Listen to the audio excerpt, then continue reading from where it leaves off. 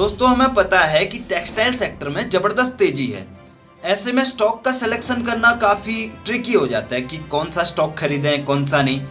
तो हम इसे अपनी ड्यूटी समझते हैं दोस्तों कि आपके सामने कुछ ऐसे स्टॉक्स प्रेजेंट करें जिससे आपको स्टॉक सिलेक्शन करने में आसानी हो और कम टाइम में आपको ज्यादा वैल्यू मिले। तो आज हम आपके लिए टेक्सटाइल सेक्टर का एक ऐसा ही उभरता हुआ सितारा लेके आए हैं दोस्तों, जिसका मार्केट साइज अभी भी बहुत छोटा है और कंपनी पिछले 5 सालों से लगातार अपना रेवेन्यू बढ़ाती आ रही है।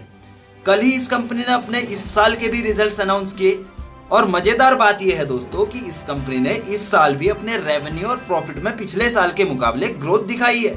यानी कि हम कह सकते हैं ये कंपनी 6 साल से लगातार ग्रो हो रही है।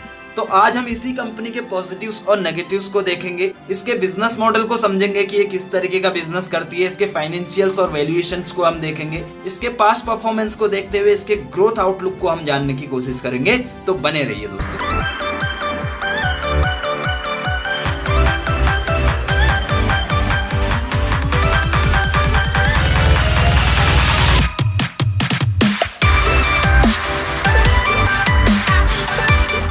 तो हम बात कर रहे हैं दोस्तों गारमेंट मंत्रा लाइफस्टाइल के बारे में। जी हाँ, गारमेंट मंत्रा लाइफस्टाइल ये एक south India based textile company है जो मेंस के लिए, वुमेन्स के लिए और चिल्ड्रंस के लिए अलग अलग तरीके के वैरायटी के क्लोथ्स वगैरह बनाती है।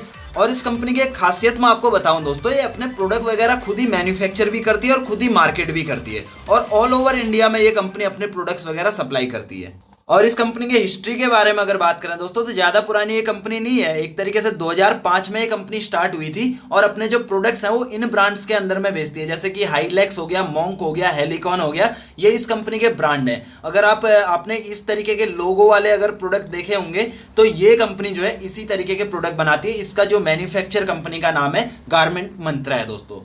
इस कंपनी के बिजनेस मॉडल को जानने के बाद में आप थोड़ा सा इस कंपनी के फाइनेंशियल्स भी देख लेते हैं दोस्तों। गारमेंट मंत्रा लाइफस्टाइल लिमिटेड कंपनी का नाम है, 110 का अभी करंट मार्केट प्राइस इसका चल रहा है। अगर मार्केट कैपिटलाइजेशन की बात करें 110 करोड़ का मार्केट कैप है। इसका एक स्मॉल साइज, एक माइक्रो कैप कंपनी हम इसको बोल सकते हैं। 52 वीक लो इसका 35 है, 52 वीक हाई इसका 114 है। एंटरप्राइज वैल्यू इसका 128 है। नंबर ऑफ शेयर्स 1 करोड़ है। प्राइस टू अर्निंग 20 है। प्राइस टू बुक 3.47 है। फेस वैल्यू इसका 10 है।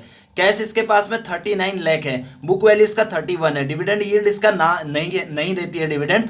डेट इसके पास में 18 करोड़ है। प्रमोटर होल्डिंग 49% है। ईपीएस इसका 5.44 का ईपीएस है। आरओसी और आरओई भी आपको ठीक ठाक आपको दिखाई दे रहे होंगे। सेल्स ग्रोथ और प्रॉफिट ग्रोथ इसका लास्ट ईयर का है, ये भी पॉजिटिव में है। अभी का जो सेल्स और प्रॉफिट ग्रोथ है इसके थोड़ी देर बाद हम इसी वीडियो में देखेंगे, इसका जब क्वार्टरली रिजल्ट हम देख रहे होंगे उस टाइम पे। और इसके पिछले 5 सालों के रेवेन्यू की बात करें दोस्तों, लगातार ग्रो कर रही है। 2016, 17, 18 में देख सकते हैं, 19 में, 20 में, यानी कि आप कह सकते हैं लगातार कंपनी ग्रो हुई है। और इसका प्रॉफिट अगर देखें तो प्रॉफिट में भी पहले लाख में बिजनेस करती थी। 58 लाख इसका जो है प्रॉफिट हुआ करता था। फिर उसके बाद में इसने धीरे धीरे लाख से बढ़ाते बढ़ाते अभी 2018 में 1 करोड़ 4 लाख और 2019 में 2 करोड़ 32 लाख, यानी कि अगर देखा जाए प्रॉफिट भी कंटिन्यू बढ़ा हुआ है इस कंपनी का। अभी इस ईयर में कैसा इसने ग्रोथ किया हुआ है वो देखने के लिए इसके सीधा हम चलते हैं क्वार्टरली रिजल्ट्स पे, वहां पे इसका ग्रोथ हम देख लेते हैं दोस्तों। तो हमेशा की तरह पहले दोस्तों हम इसके क्वार्टर ऑन क्वार्टर बेसिस का डेटा देखेंगे और जैसा कि आप देख पा रहे होंगे क्वार्टर ऑन क्वार्टर बेसिस पे भी इसने अच्छा खासा ग्रोथ दिखाया है दोस्तों। पिछले साल का मार्च क्वार्टर हमने लिया, इस साल का मार्च क्वार्टर लिया हुआ है। 30 करोड़ से रेवेन्यू इसका 46.85 करोड़ हुआ है, यानी कि 55% का जंप। ऑपरेटिंग प्रॉफिट 2.41 करोड़ से 4.46 करोड़, 85% का जंप। एक्सेप्शनल आइटम वगैरह कुछ नहीं, इंटरेस्ट इसने थोड़ा सा ज्यादा पे किया हुआ है, 3 लाख रुपीज इसने इंटरेस्ट ज्यादा किया हुआ है। नेट प्रॉफिट इसने 1.40 से 2.76%, यानी कि 97% का नेट प्रॉफिट में जंप। ऑपरेटिंग प्रॉफिट मार्जिन इसके अच्छे इंप्रूव हुए हैं, 7.99% से 9.52%, 1.53% का जंप।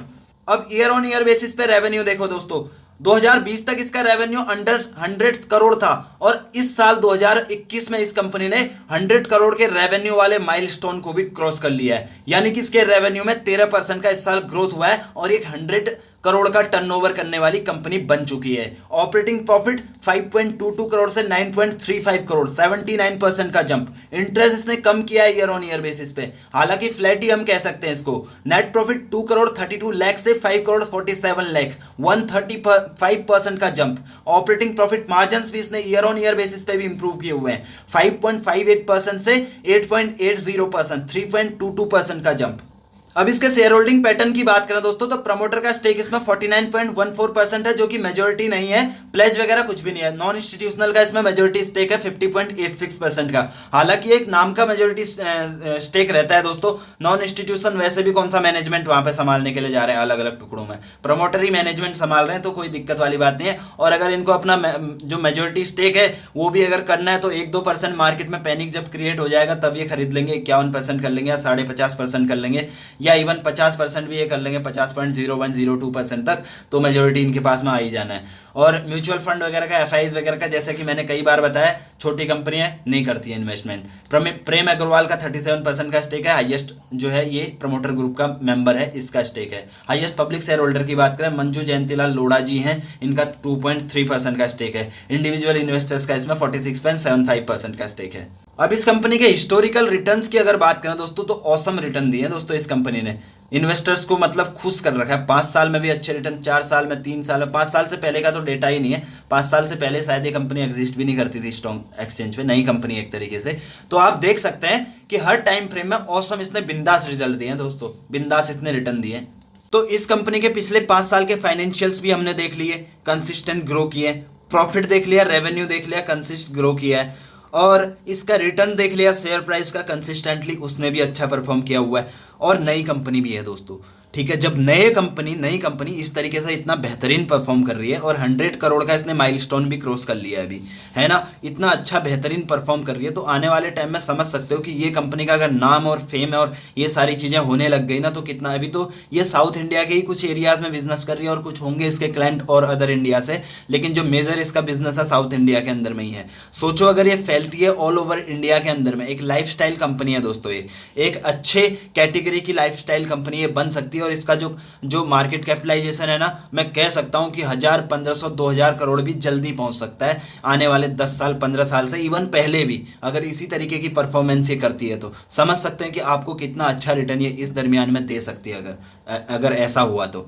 मेरी इन बातों को हल्के में मत लीजिएगा दोस्तों, फैक्ट्स के साथ में मैं बता रहा हूँ, वैसे भी आप खुद ही देख रहे हैं उस चीज़ को, मेरे को आपको बताने की ज़रूरत नहीं है। करंट लाइबिलिटीज़ आप देखिए 29 करोड़ से करंट एसेट 45 करोड़ है, यानी कि करंट रेशियो इसका हमें 1.5 चाहिए, और 1.5 के आसपास ही है, 1.5 से थोड़ा सा ऊपर ही है, तो कोई दिक्कत नहीं है। अब इसको थोड़ा अदर पैरामीटर्स पर अगर हम देखें, तो इंट्रिंसिक वैल्यू के लिए सफिशिएंट डेटा नहीं है, एफडी से अच्छे रिटर्न इसने दिए हुए हैं, डिविडेंड के लिए भी सफिशिएंट डेटा नहीं है, देती नहीं है company dividend actually, entry point अच्छा है, रेड फ्लैग वगैरह भी कुछ नहीं है। अब सीधा इसके चार्ट पे चलते हैं और वहाँ स्ट्रेटेजी बनाते हैं इसकी, इसमें करना क्या है।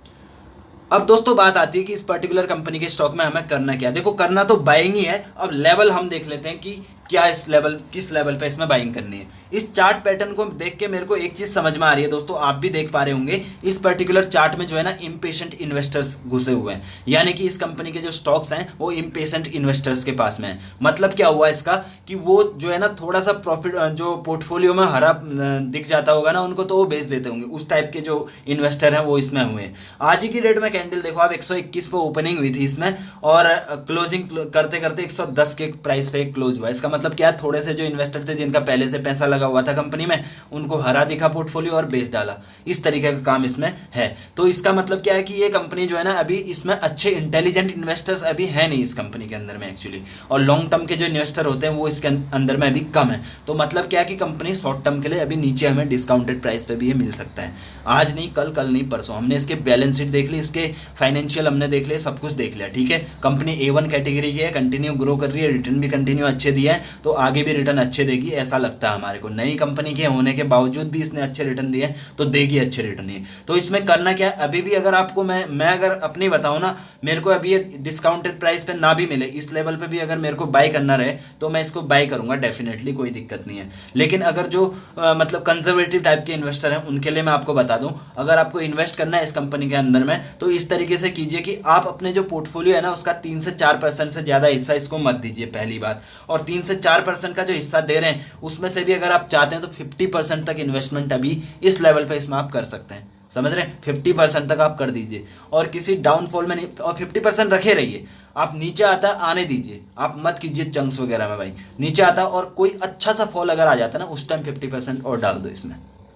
समझ रहे? उस तरीके से आप इसमें इन्वेस्ट कर सकते हैं। अगर आप बने हुए हैं तो बने रहो, एवरेज भी कर सकते हो, कोई दिक्कत नहीं है। मुझे लगता नहीं है ज़्यादातर लोगों को इस कंपनी के बारे में पता है, तो मतलब ऐसा चांस शायद ही होगा कि किसी के पास में ये पर्टिकुलर स्टॉक हो। तो आप इसमें अपने हिसाब से स्ट्रेटेजी बना सकते हैं दोस्तों। तो दोस्तों आई होप कि आपको वीडियो इन्फॉर्मेटिव लगा होगा। वीडियो अगर अच्छा लगा तो लाइक कीजिए, शेयर कीजिए अपने दोस्तों के साथ में, और चैनल को सब्सक्राइब कीजिए अगर आपको ऐसे ही जेन्युइन कंटेंट चाहिए तो। और अगर आपकी कोई क्वेरीज है, कोई सलाह है, कोई सुझाव है तो कमेंट कीजिए। और ये डिटेल एनालिसिस का प्लेलिस्ट आप चेक करना मत भूलिए दोस्तों। अगर आप ये नहीं चेक कर रहे तो काफ़ी बड़ी अपॉर्चुनिटी आप मिस कर रहे हैं। मैं बताता हूँ क्यों। इसमें हमने कंपनीज के total fundamental analysis, business model analysis, valuation analysis, financial analysis complete करके डाले हुए हैं, जिससे आपका बेनिफिट क्या रहेगा। जो हमारा रिसर्च करने में टाइम लगता है दोस्तों 10 से 12 घंटे का, वो आपको समराइज करके 15 मिनट की वीडियो में मिल जाएगा। आपका वो 10 से 12 घंटे का जो टाइम है वो बचेगा। इससे आपके टाइम की बचत तो होती है, साथ ही इन वीडियोस को आप अपने फ्री टाइम में भी देख सकते हैं। जैसे कहीं ट्रैवल कर रहे हैं उस टाइम का हमारे इन वीडियोस को देख सकते हैं, किसी का वेट कर रहे हैं उस टाइम पे इन वीडियोस को आप देख सकते हैं, जिससे आपके फ्री टाइम की भी अच्छी खासी वैल्यू होगी दोस्तों। आपके टाइम का अच्छा खासा यूटिलाइजेशन हो जाएगा, क्योंकि टाइम बहुत इंपॉर्टेंट है दोस्तों। अपने टाइम का खुद से भी ज़्यादा ध्यान रखिए। और thank you so much for watching this video till the end. Thank you.